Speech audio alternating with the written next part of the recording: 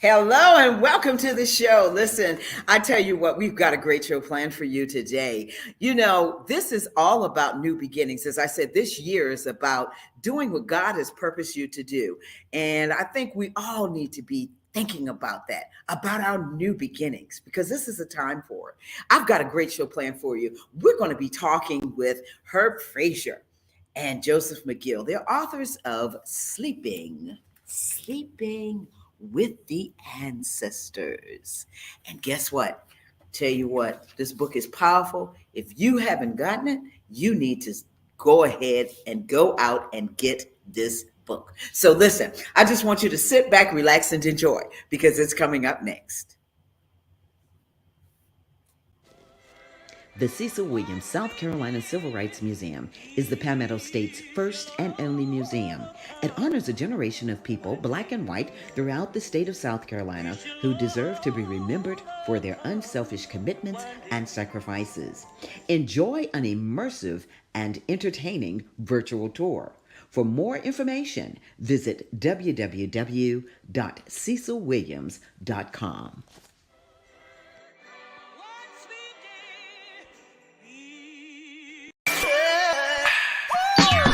Hello, everybody. It's Finkley of The Michael Finkley Show, and you're watching Gold right now. Why? You're watching The Tammy Show. Stay tuned. Welcome back to the show. I told you we've got a great show planned for you. You know, I've got some very special people on with me. These men are phenomenal. When I say phenomenal, I mean phenomenal. I've known them. I've known Fraizer, for as long as I can remember. And Joseph, of course, I've known you, just seeing you everywhere and all that they are doing. Let me tell you a little bit about them. Fraizer from Charleston, South Carolina, award-winning journalist, as you all have seen in the flyers and in our promotions. He's also the author of Sleeping with the Ancestors. He's going to tell us all about himself, and married, has a beautiful wife, and they just celebrated an anniversary and all that wonderful stuff. And so he's going to tell us about that. And then, of course, there's Mr. Joseph McGill. Joe, as he's known as.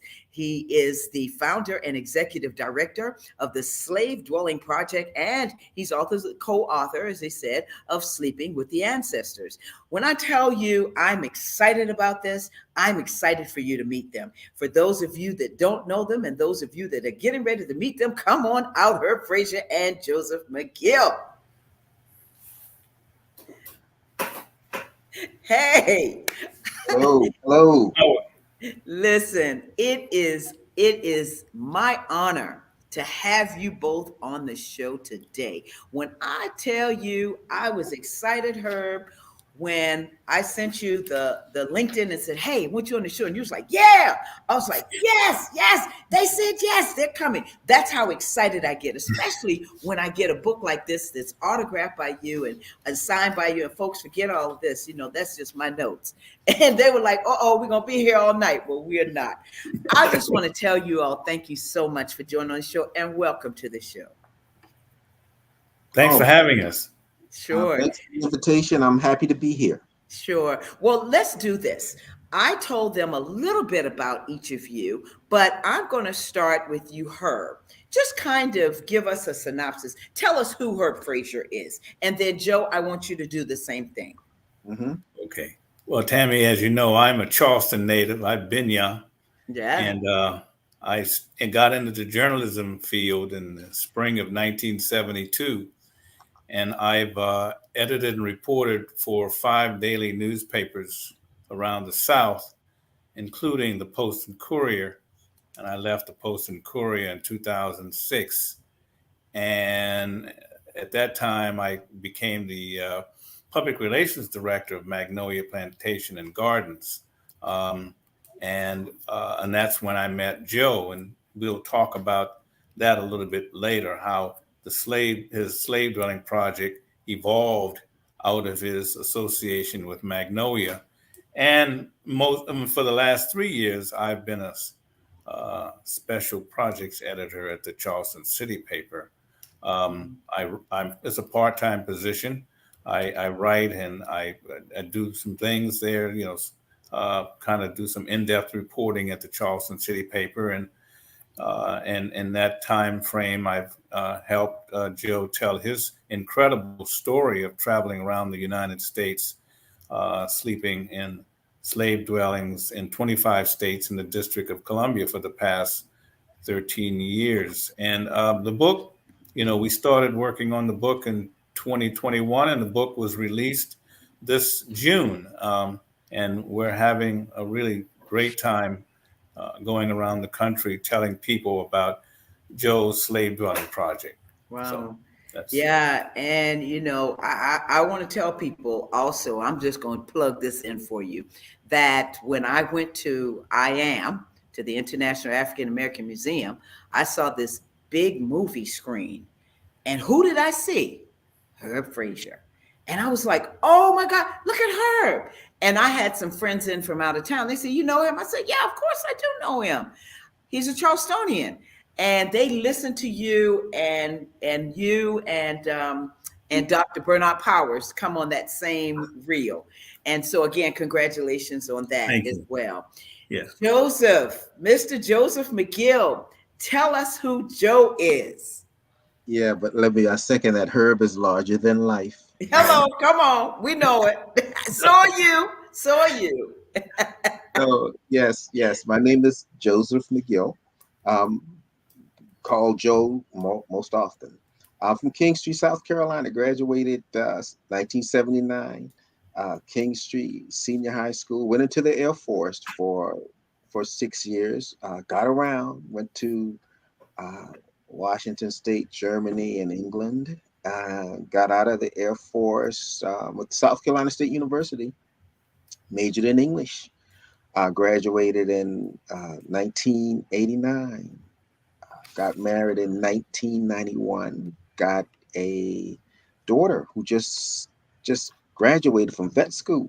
Um, Lovely wife. They're both in Seattle right now at a wedding, at my daughter's best friend's wedding. Um, Mm. so that's what's going on with them. And I am currently working full time at Magnolia Plantation and Gardens as the history and culture coordinator. And I am the founder and executive director of the Slave Dwelling Project. So, Wow. yes. You all are larger than life. I don't know how we're going to get through this, but we're going to get through this interview because there's just so much to talk about. Um, one of the things, and I just want to get some history behind all of this. Herb, you started by saying that you both met at Magnolia Gardens. Well, what really brought you all together? You met at Magnolia Gardens, but what brought you all together for you to really put this project together and for you to start the slave dwelling project? Because in the beginning, I think it was called Slave Cabin, if I'm not mistaken. All right, listen, Joe. I know that's in here. So talk about that, Herb. How you all came together. Well, to be clear, this work is Joe's work primarily. As I said, I was working at Magnolia, and Joe was brought in to evaluate the restoration of the cabins at Magnolia, and I think I'll segue to him because he should pick it up at this point because then he can tell the story of the genesis of the slave dwelling project. Uh, as he was contemplating going around South Carolina just for 1 year to sleep in slave dwellings, he came to me and he asked me what I thought of the idea. Mm-hmm. And I said, that's incredible. Being a former newspaper reporter, I got out of daily journalism for a while, as you know, and was working at Magnolia as a former journalist who had traveled to West Africa and the Caribbean, reporting on the cultural connections between the Caribbean and West Africa with South Carolina. I knew that if he did that, he would really get a lot of attention. And he took the ball and he ran with it. And he can tell you what his intent was at that time and how what he slave cabins just around South Carolina. And as Wow. you know, it evolved to more than just that. Hmm. So, That's right. So Joe, I want you to pick it up and talk about how you all started working together and what were your thoughts when you first started? Because as I read, it was called Slave Cabin. What was the turning point to change it to slave dwelling? Uh, well, thinking bigger, thinking a lot larger than cabins, because my history that was taught to me left me in a place where only cabins existed on southern plantations, and enslaved people who inhabited those places were happy, and the people who enslaved them were good to them, were benevolent people. Again, that's where my education left me.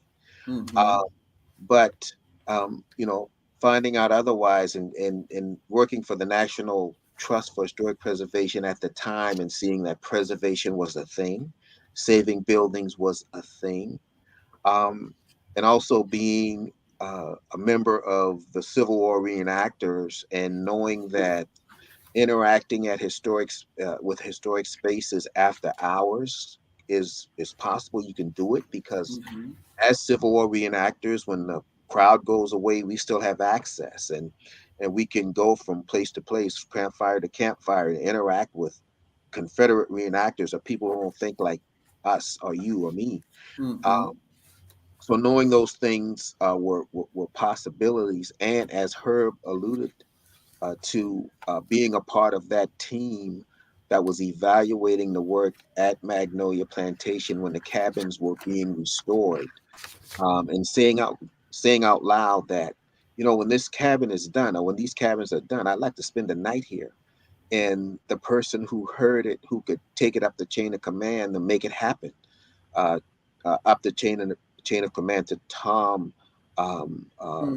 Johnson, who was the director at the time. Great idea. And knowing that he thought it was a good idea, I shared it with Herb at the appropriate time. Now, Herb Fraizer, because he was the marketing person at the time, and he was Herb Fraizer. Oh He had yeah. he had done great things even you know, before I Yeah. presented my idea to him, and if Herb thought it was a good idea, I thought it could work, and then I acquired the listing of places that would apply Mm-hmm. to slave dwellings. I got it from the State Historic Preservation Office, who were easy to convince because they're of a preservation mind. So they Mm-hmm. understood, they got it, Mm-hmm. provided the list to me. I started making phone calls on that list. Most of the ones I called said yes. There were a few no's, but most said yes, enough to build my confidence enough to know that I could just do it. Mm-hmm. Because as I'll often share with her, or in our audiences that we interact with, I often say, if you wait for the right time, to launch this great idea, you may not ever launch it. Mm-hmm. Sometimes you got to figure things out as you go, learn as you go, but you gotta launch. That's and right.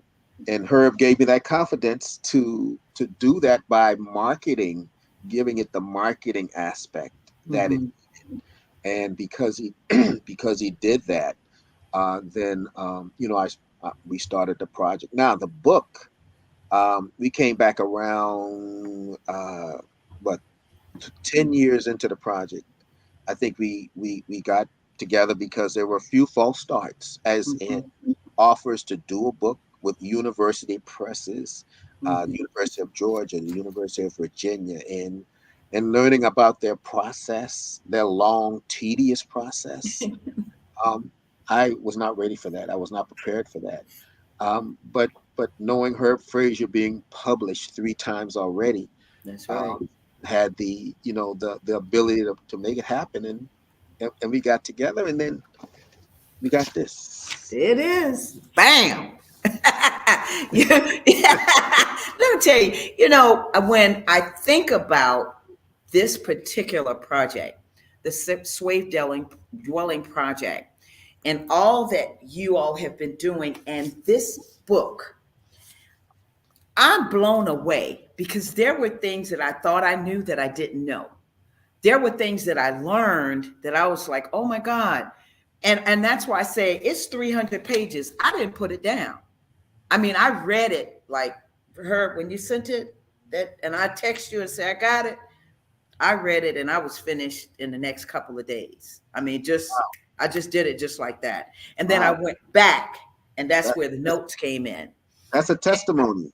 And I mean, it is because I grew up with the South Carolina, Herb, and you probably can attest to this. The little book that they had with South Carolina history that they gave us in high school and elementary school. Yeah.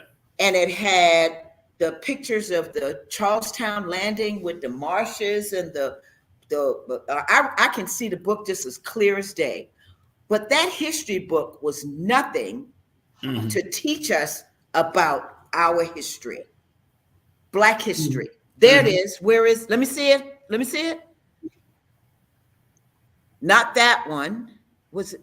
No, it was a smaller book, and it had more of the scenes of the marshes on it. That may be similar to that, but it was a smaller book. And I remember it like it was yesterday. But the point I'm trying to make is that it did not tell us about our history. It says something a little bit about slaves and slaves this and slaves that. My father and mother never liked that word. They always said the enslaved Africans. Never liked that word. And so I always said enslaved when I was in school. I guess they got mad with me.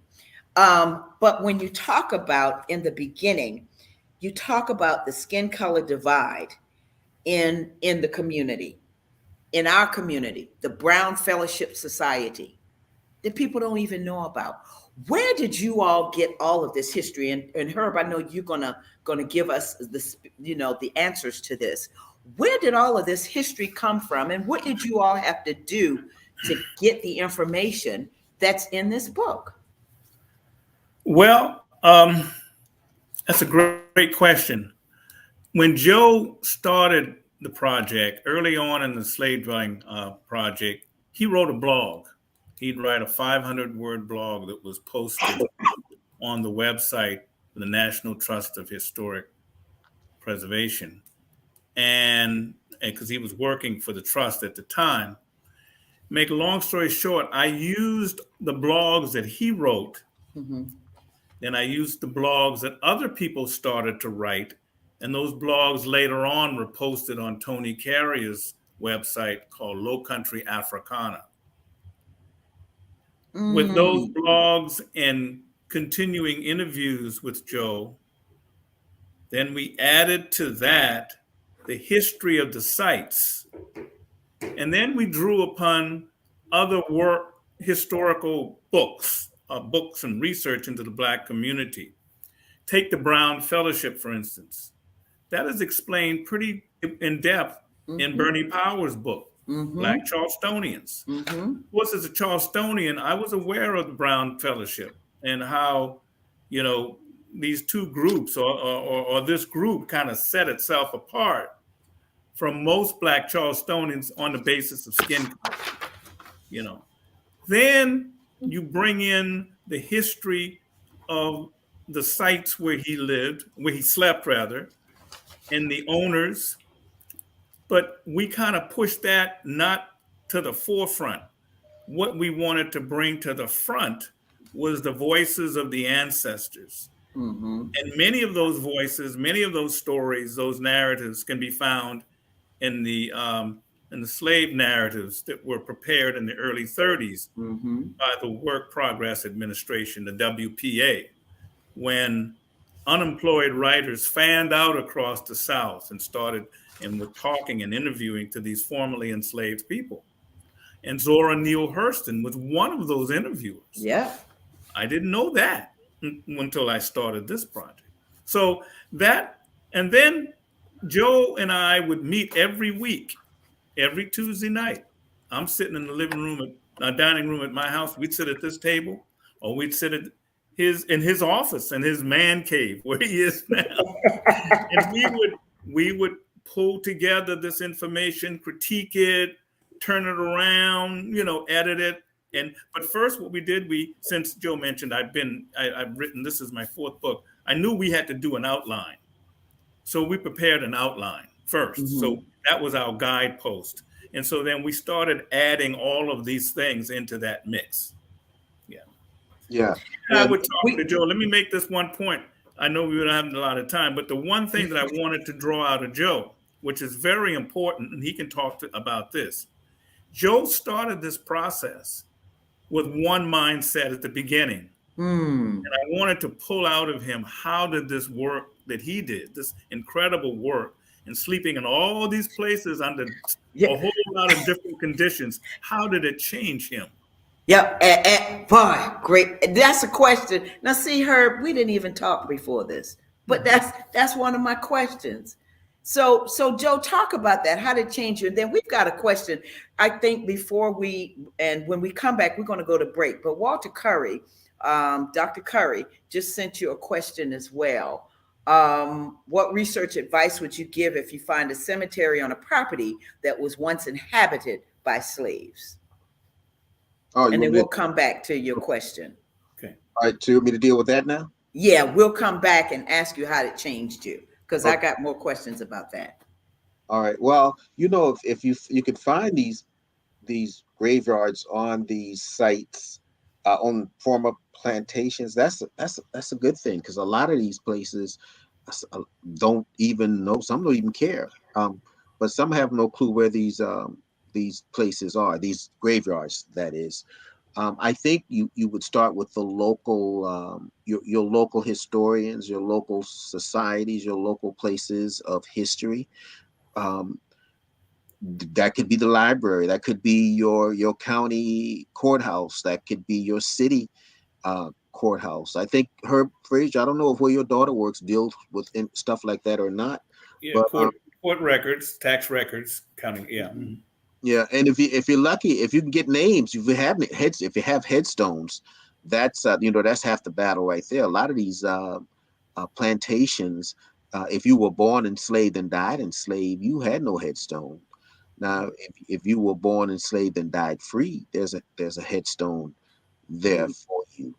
That if you really want to get real in depth, there are these, there's the ground that you could use to at least identify the fact that there is a grave there, an unmarked grave there, and you could find them all, well, within reason, just by using ground penetrating radar, just to figure all that out. So there's a lot of resources out there, and if beyond that, there's also the State Historic Preservation Office in Columbia, South Carolina.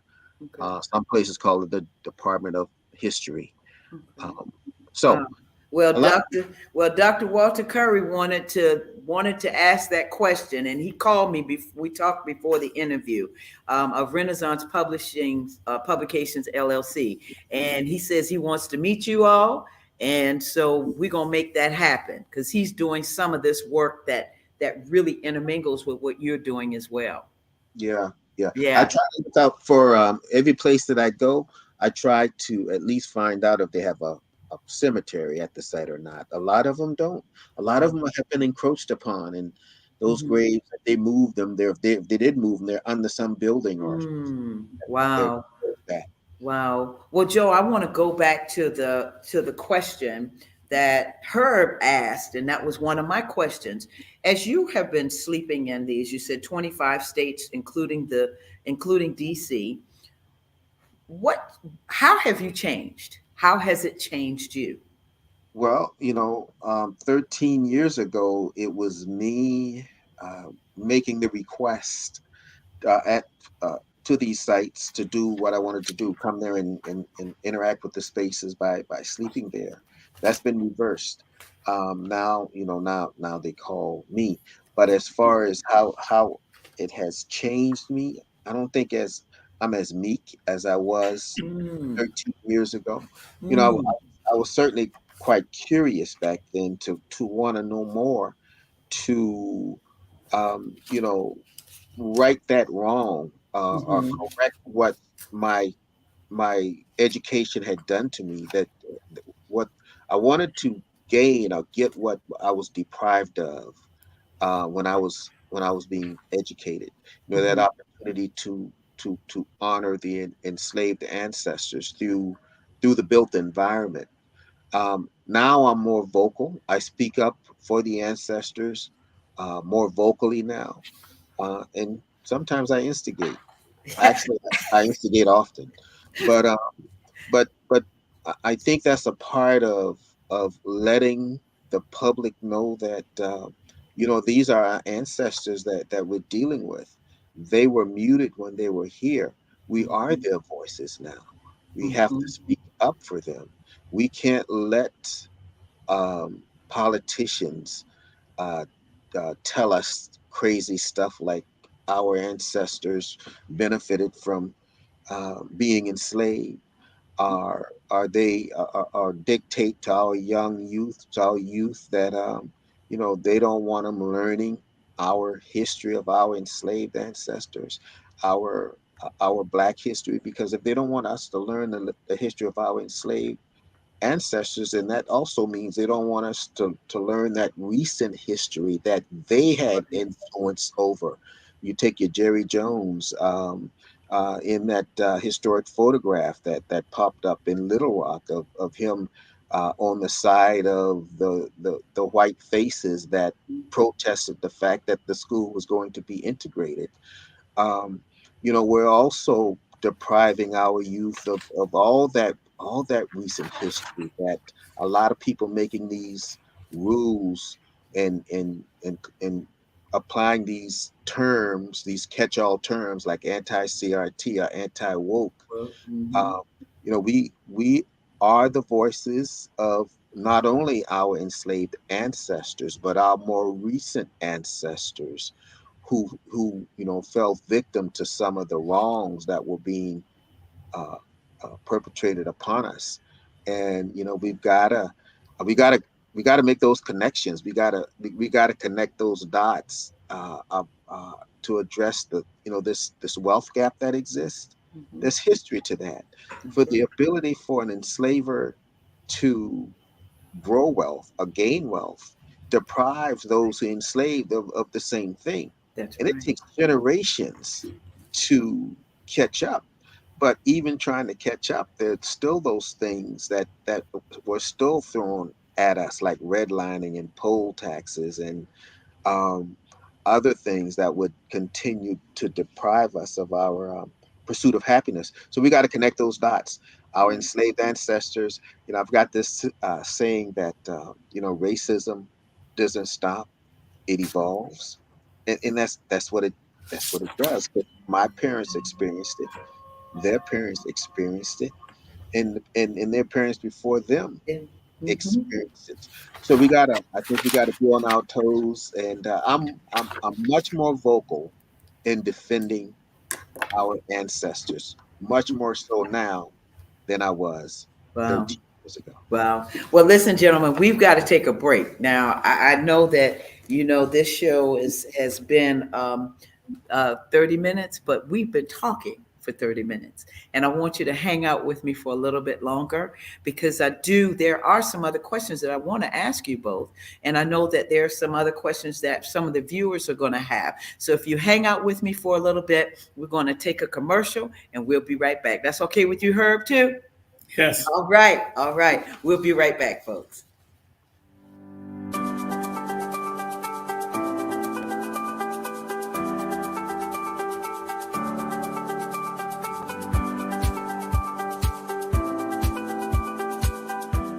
The Orangeburg County Conference Center supports downtown Orangeburg and our surrounding communities. The 6,000 plus square foot space is ideal for groups of up to 400 people attending corporate meetings, conventions, workshops, and special events. Conference Center staff are inspired to ensure that everyone can enjoy the modern amenities. State-of-the-art ballroom that accommodates up to 400 guests banquet style and 430 guests theater style. A warming kitchen with hot boxes, ice machine, refrigerator, freezer, and counter space. A lobby that accommodates 150 guests with special events outdoors. The comfortable outdoor amphitheater has a video wall and seating. Adjacent to the amphitheater is 12,000 plus square feet of green space that extends events outside, plus complimentary on-site event parking and additional parking across the street. Your event can take place all in one spectacular location. We welcome your special event in Orangeburg.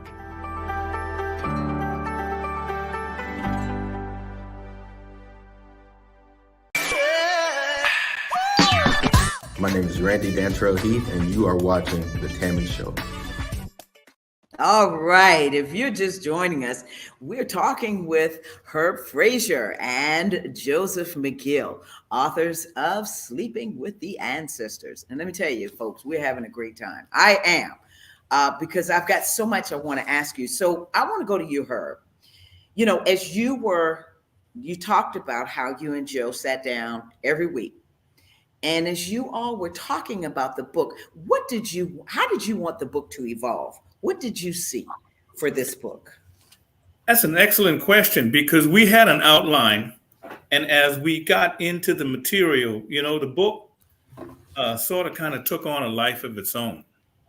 It was going to be obvious that we were going to deal with the first initial stays where Joe slept by himself first at Magnolia, then he went to Greenwood. Is that right, Joe? And then McLeod.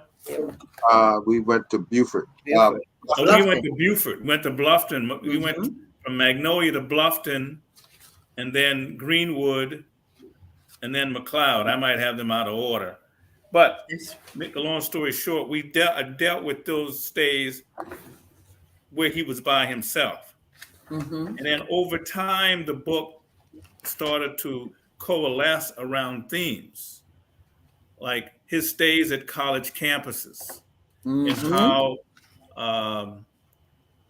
our system of higher education benefited from enslaving people.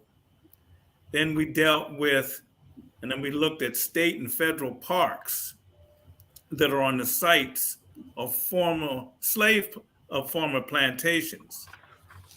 And then we dealt with presidential sites that 12 U.S. presidents owned enslaved people. And I believe Joe, correct me if I'm wrong, I think 8 of them owned slaves while they were serving in the White House. That's right. And so we started to deal with that. And then the book started to look at how the slave dwelling project started to change into a different kind of program with the conferences, and most importantly, other people started joining Joe on these cabin stays. And the one big feature that emerged out of his work, and he will talk about this, I'm sure, the campfire conversations prior to the sleepovers, which have now become a kind of a signature event that is part of the slave dwelling project.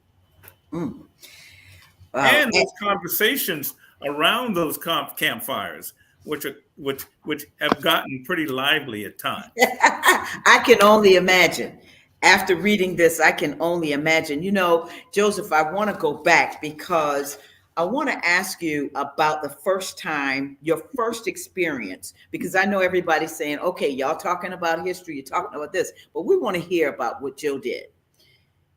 Yeah. Sleeping in the cabin for your first time in Magnolia, because that was your first one. Then you went to Bluffton and you went to McLeod. What was that experience like? Magnolia was interesting. I got up. There was a fireplace, and a fire in that fireplace. Although that fire wasn't necessary because it was May, um, but it added to the moment. Um, I There was a an oak tree there that when the wind blew, that oak tree, the limb of that oak tree would interact with the roof of the cabin, and I had to, get up about 5 times to ensure that that was that what I was hearing. I had to make sure that was what it was. Mm-hmm. So I think, but after the fifth time, I slept. I went to sleep, but of course, just laying there before that sleep is where your mind races. Mm. Think about those things. You think about those people. You think about your condition as an enslaved person. And, you know, when you get up tomorrow, it's that repetitive stealing of your labor in whatever temperature it may have been. You're out there doing what the enslaver wanted you to do. Or if you are in a relationship with a woman, that woman can be taken from you or taken out of that space, and you had very little recourse of what you could do. Your children could be taken from you.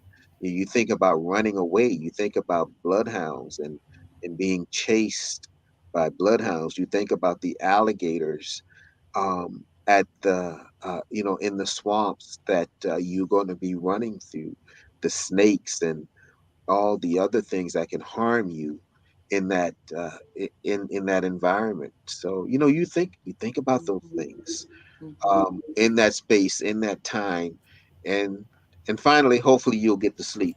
But but when I got up the next morning, um, not being familiar with the property, I took a walk and I ended up in the cemetery there, and I saw the marked graves because headstone marked grave. They were engraved accordingly, and then I saw the unmarked graves by seeing indentions in the earth, because if they were lucky enough to have been buried in a box, that box would eventually give, and the earth on top of it would conform. So that's a telltale sign of a grave. And I thought to myself, it was for them that I was now on this journey. Um, so that was that. That was that first time at Mm. Magnolia Plantation, all alone. Wow. And did you, some people say, like when you go to Goree Island in Africa, when you go to you start feeling like you can feel the ancestors around you. Have you ever felt that feeling? You know, and I don't try to, Great. because some folks express it as an ability to commune, a Mm-hmm. desire to commune with the ancestors. Mm-hmm. I don't. Mm-hmm. Um, and because of the burden of this project and going from place to place, and trying to bring attention to the place, the space, and I want to keep it right there. I want to, because I think to try to get into the spirituality of it, or the ability to commune with the ancestors, that would be a bit too much for me. I don't think I could have been 13 years into this Wow. thing if I was trying to do that. Now, people often tell me that it is the ancestors who's guiding this thing.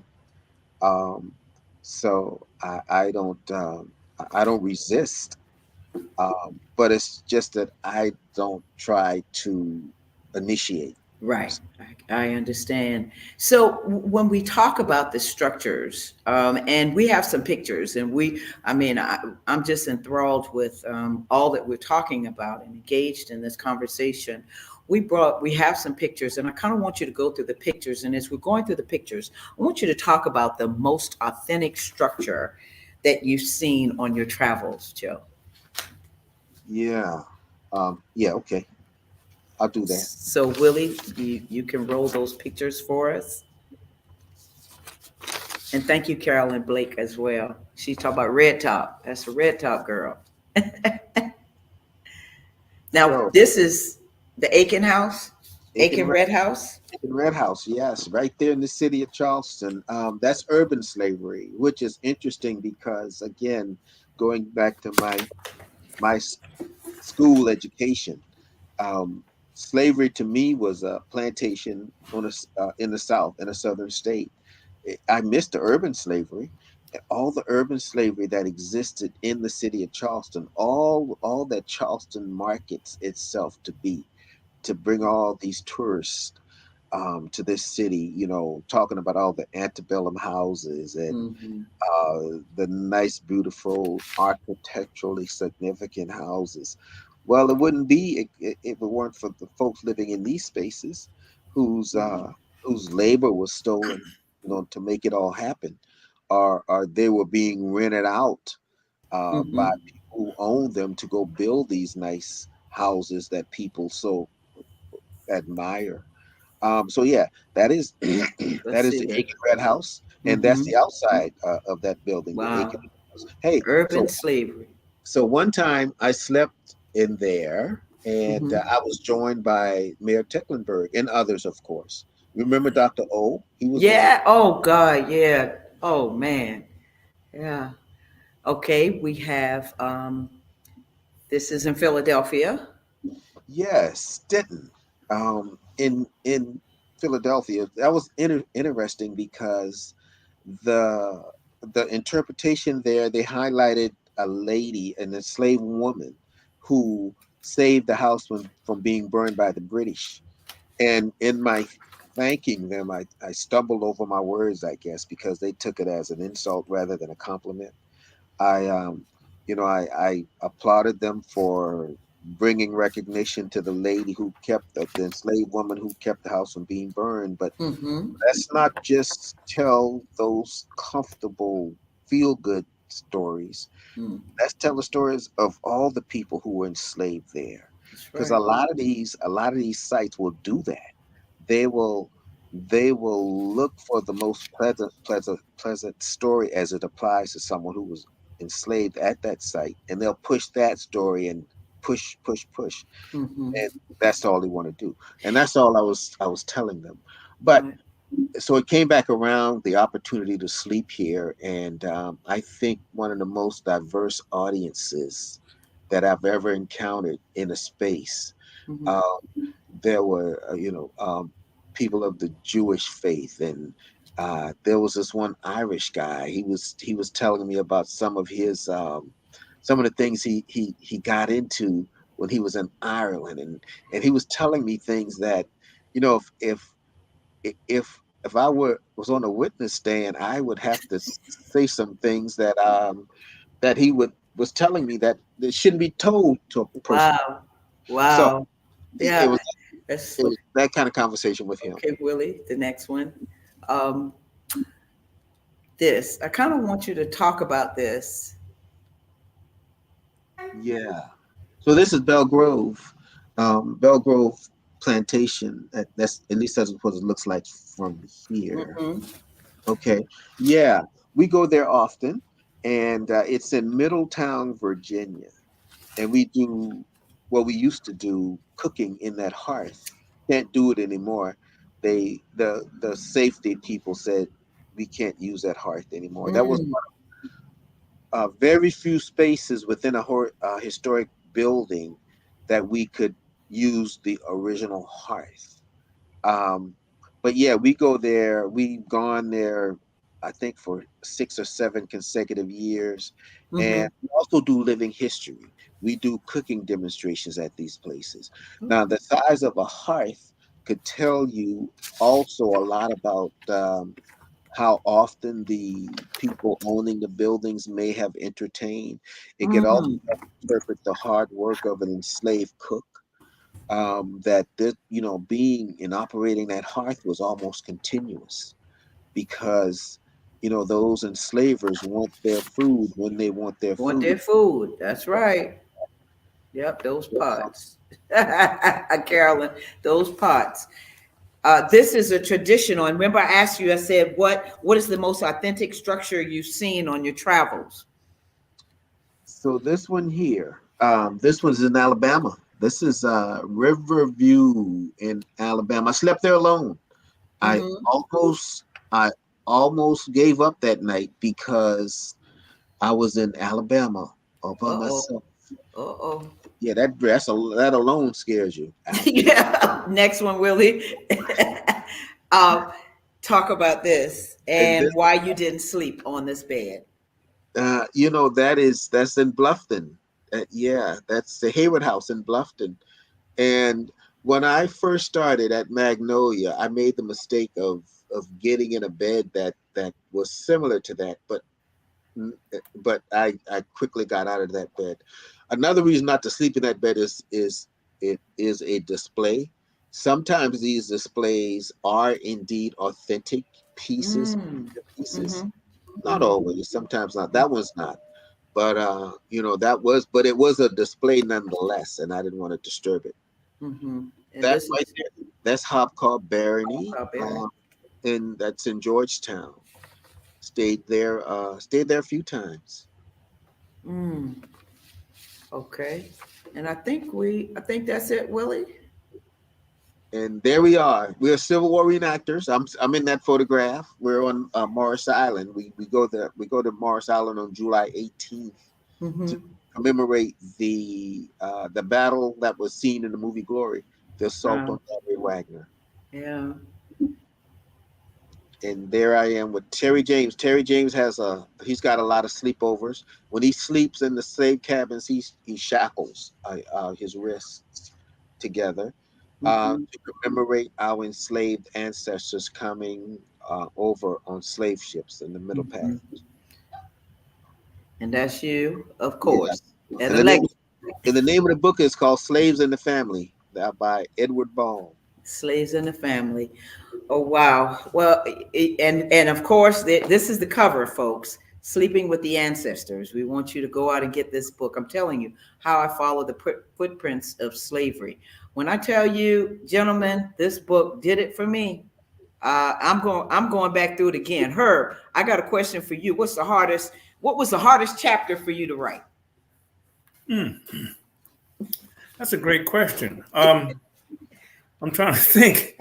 Uh, well, I guess once you move beyond the initial stays and start to figure out how to tell this story without being repetitive, that's the key. I wanted, Mm-hmm. after a certain point, I knew each chapter had to stand by itself. That was the thing that Joe and I, sitting at this table, we had to think through. Then it became a little easier, and particularly when you come to points where the story changes. And one of the most significant changes in Joe's story is when he left well, there are 2 points. When he realized that enslaved people weren't confined to southern landscapes and it became an urban story. And when he realized that slavery, and he went to a northern state, and it wasn't just confined to southern states, and he went to a northern state, that provided then a major shift in the storytelling, which then created new opportunities to tell how the enslaved people interacted with the environment around them, you know. Mm-hmm. So Mm-hmm. it's getting from that isolated cabin stay in the beginning and then trying to change and presenting the information in a new and more unique way to reveal more of the history, which offered the opportunity to bring in additional voices of the ancestors. Wow. Yeah. Well, gentlemen, we are running out of time, but I know this question is a packed question. And so that's why I'm going to ask it now, because we talk about your last piece about the future. What is what's next for you with the Swave Dwelling project, as well as maybe uh maybe it's part two. The future, what's next? Well, for me, I went into the Social Security office last month because I became eligible. Go Um, ahead, Joe. but what they told me is that you better keep doing this for another 5 years. So I think I got other sleepovers left in me. I'm Mhm. going. I'm still doing that. And Herb is going to some of these places with me. And Herb is actually sleeping in these places now. Wow. We're going to Prince George's County next week. The week after that, we're going to Brooklyn, New York, and we're going to be Wow. sleeping in these places. So that might be that second book. Mm-hmm. Um, so we will have to see. But another thing is that we're planning the conference. We're going to have our conference in a northern state. Mm-hmm. We've had 7 conferences so far. Mm-hmm. Uh,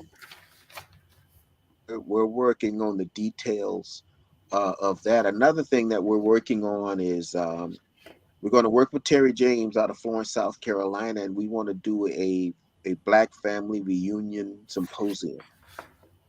So those are those are some of the things that we've got going on. There are a lot more, but those are some of the things. Wow. And Herb, what's next for you?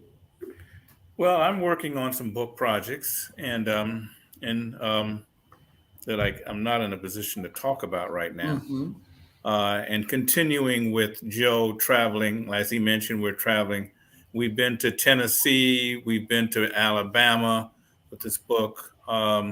We have some other book talks scheduled. Connecticut. Oh, and the one big deal, we'll be at the Charleston Literary Festival on November 7th. All Yes, right. that's a really prestigious spot to be in, and we've also presented at the Charleston Library Society about a month or so ago. So that's really a nice local venue to present this work that, as you know, Tammy, years when your grandmother was doing her work, our That is history was not valued nearly as much as it is now. So that for is us to true. be in these spaces today speaks a lot. But we still have a long way to go. Let's not fool ourselves that, Yeah, this everybody's accepting this that's message. right. Or Joe would say, not everybody is buying what he's selling. So we still That's got to right. push that message as much Got as wow. we can. Yeah. That is great. I do want to say, gentlemen, I would love to come to one and sleep in one of these just to experience it. I Um, I Go ahead, think Joe. I think the one for you will be at the new museum. The new museum. Yeah, we're gonna make it happen. We're gonna sleep under the museum where Okay. it matters. Where I, it matters. I'm Now, there. if you prefer a plantation, there are plenty of opportunities there. Well, I would do both. How about that? I'll do both. Herb, you Willie, heard? Willie, I heard. we gonna All bring the right. cameras too, Willie. We're gonna have to bring the cameras at least for the outside. We won't do all the inside, and I want that campfire too. So yeah. So I would love to do that. But gentlemen, as we conclude, I want to say thank you so much for taking the time to be with me, and to share with the viewers about the Slave Dwelling Project and all that you all have been doing with Sleeping with the Ancestors with the book. Phenomenal book. I mean, I can't say enough about it, and I'm gonna be pushing this and just saying, as everybody's praising this, just saying you got to get it if you want to know what's happening with Joe and Herb and all that they're doing and what we can do as a people, to learn, and as you said, teach our young people. You got to get this book. You have to. So I want to thank you, gentlemen, again for that. And my last question has to deal with personal. 3 words that describe you. Herb, 3 words that describe you. Moving at the speed of light. That's your 3 words. That's Yeah. that's 4 words, but Well, moving at the speed of light. I got it. I'll take it. I love it. No one's ever said that. And Joe, what's yours? 3 words that describe Uh, you. 3 words. Wow. Uh, let's see. Onward and upward. Onward and upward. No one's ever said that. Oh man, y'all, I love this. Thank you all so much. I really appreciate you all being here. thank Yeah, you. I Yeah. appreciate being here with you. Yeah, I'm gonna email you because I definitely want to do I am and as well as one of the slave cabins, the enslaved cabins. Okay, lovely, lovely. And to get in touch with you, you can go to slavedwellingproject.org. That's where you can find Joe. And if you need to email Herb, you can go right to Herb's email, which is FraizerH@AOL.com. Is that correct, Herb? That's right. Okay. All right. Well, listen, gentlemen, you all have a great night. And again, thank you, thank you, thank you, thank you. No, thank you. Yeah, Yes. this has been fantastic. Thank you. Yeah. You all have a good night now. All right. Same to you. Okay. Be safe. All right. Bye-bye. Bye. All right, folks, you heard it right here. Sleeping with the Ancestors. We just talked with Herb Fraizer and Joseph McGill, and I'm telling you what, phenomenal gentlemen. Didn't I tell you it was going to be a great show? I just want to thank you. I want to thank Katina, Carolyn, Roderick, Walter. Thank you all for joining us, and everybody else that didn't really chime in, but you were looking, and we appreciate that so much. Next week, our guest is going to be KJ. We're talking about suicide prevention. And so I want you to join us for that. I want to thank my producers, Alicia, my assistant producers, Willie, Tiana, and Felicia. Remember, please subscribe to the Tammy TV show on YouTube. Hit that red subscribe button and it gives you all the notifications. Thanks so much, Roderick, for a great show. Listen, remember, please be a blessing today and every day. Check on somebody today. Make sure that you know they're all right and tell them that you love them. Until the next time, take care of yourself. Bye-bye.